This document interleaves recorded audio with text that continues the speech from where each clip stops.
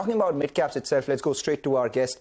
The management of Century Plyboards is in focus, or rather the management is with us as the company is in focus.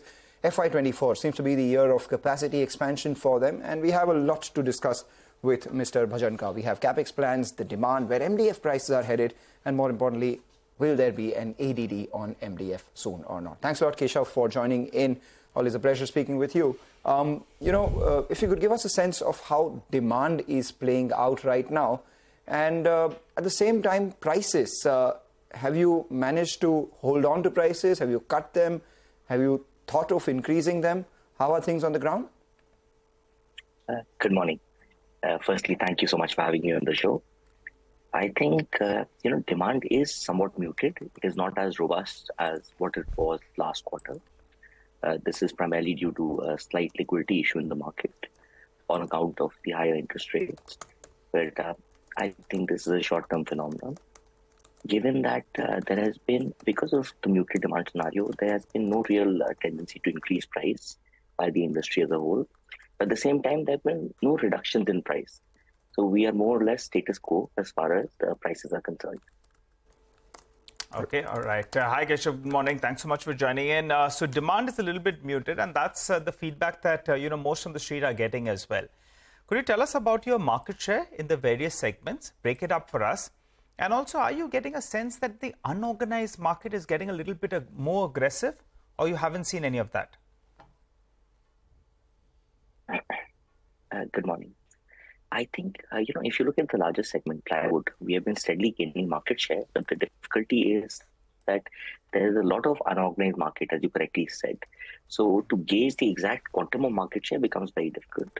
Having said that, I definitely think that, unorganized has not been gaining market share. It is rather the reverse. Players are moving more towards branded products. Customers are moving more towards branded products. And this is a trend that started from COVID onwards, and it is steadily continuing.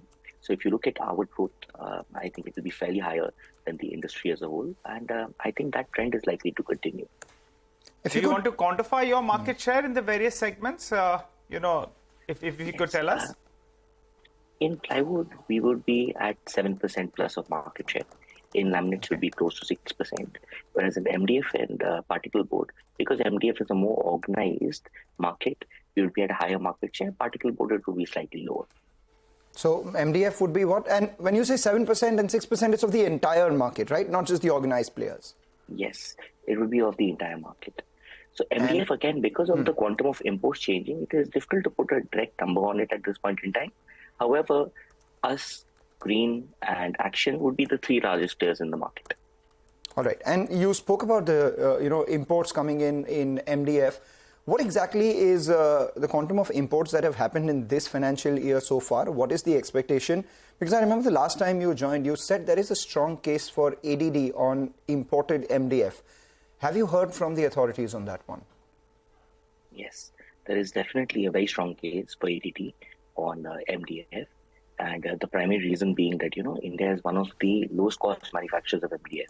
We have a comparative cost with regards to most, if not all, the ingredients, raw materials that go into the manufacture of MDF. As such, the low prices that are being observed is because of muted demand globally. And that is leading to an additional dumping that is taking place in India. Having said that, the quantum of exports has gone up. I don't have data on me at this point in time, but the quantum of imports has definitely gone up over the course of the past 9 months as shipping rates have normalized. What is the price difference between imported MDF and the domestic prices? A 10% price difference. If you look at landed to the customer, it is a 10% price difference between imported and domestic. But of course, along with imports, there are so many other challenges that come into play. For instance, inventory management is far more difficult. We supply in, say, 2 days. An import cycle would be more than 90. Right. So, Could you tell us, there's a price difference in MDF in North and South? What is the pricing difference out there? Definitely. There is a difference between the North and South because freight cost is a big role in MDF. So if you look at transportation, MDF would sell at anywhere between 30 to 35,000 rupees per ton. And if you look at the transportation or the freight cost between South and North, that in itself is 4,000 rupees. So that means there's a 12% direct freight impact. So the north definitely is a higher freight zone. Higher price zone because of the freight component. Whereas the south is or the west is a slightly lower price zone. All right. So north prices are around 10 to 12% higher. You spoke about imports, you spoke about ADD, you spoke about the prices itself. But if you could give us a sense of what the MDF demand in the country is and what the domestic capacity is. So, today in India, I think with all the new capacity additions that have taken place, we would still be at sub 2.5 million cubic meters per annum. And the demand scenario, we are very, very robust on the same because, if you look at, I think there's some reports saying India has just overtaken China as the most populous nation in the world. China's total production capacity for MDF is anywhere between 50 to 60 million cubic meters. So we are still at infancy in this industry. We are a fraction of the size of the Chinese industry. And going forward, as the product is more accepted in the market, as you see the demand for ready-made furniture going up, this is going to be a huge growth vertical. So we're very robust on it in the long term. Yes, there will be some supply-demand mismatches along the way. Sometimes there would be a demand, there'd be a supply glut. Sometimes there would be a shortage. So those factors come into play. But long term, the roadway for MDF is pretty clear. All right, Keshav, give us two numbers, across your segments. One is, what is the peak capacity? And in turn, what would be the peak revenues? Where do you get there? So I think, segment by segment, it keeps changing. Now, if you look at laminates, today we have 8 presses and we are now moving to 10 presses with the 2 new presses that are being commissioned in Andhra Pradesh. But the 2 new presses in Andhra Pradesh are going to be larger size presses. So that means the revenue potential from the same press is going to be far higher. If you look at plywood, we would be at around 70 to 75% capacity utilization, and there is a long stretch of leeway because we can also augment our capacity quite rapidly. We're also looking at a new capacity addition in Hoshiarpur. In MDF today, we were at 600 cubic meters till February. Right now, we're at 950 cubic meters per day after the commencement of the line 2 in Hoshiarpur. And by the end of the year, we'll be at 1900 cubic meters after the commencement of the Andhra Pradesh plant. In particle board, currently we're at 100% capacity utilization of our 200 cubic meter capacity in Chennai. But going forward, by FY25, we intend to have new capacity coming in that will be to the tune of 800 cubic meters additional. So across different segments, there are different timelines. But I think, once we start our capacities, the normal tendency is that within 2 to 2.5 years, we try to reach 90% plus capacity utilization. So as and when these different factors come into play, we will definitely be looking at 90% utilization in 2.5 years. And so FY27. If you asked about revenue,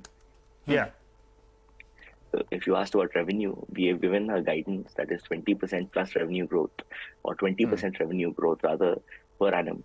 And that I think is something that we are building towards both in terms of capacity and in terms of the activities we take place in the market. So you reiterate your earlier guidance of 6,500 crore in revenue by FY27, right? Yes. Final question before we let you go. The CFS business, we've had this conversation before as well. Are you still looking to hold on to that business? It's a small business, taking management bandwidth.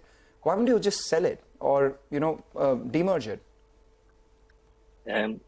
We need to look at how to create value for shareholders. Yeah. Today, you create a small company with a 20-30 crore EBITDA. You have all the organizational costs that go alongside with it.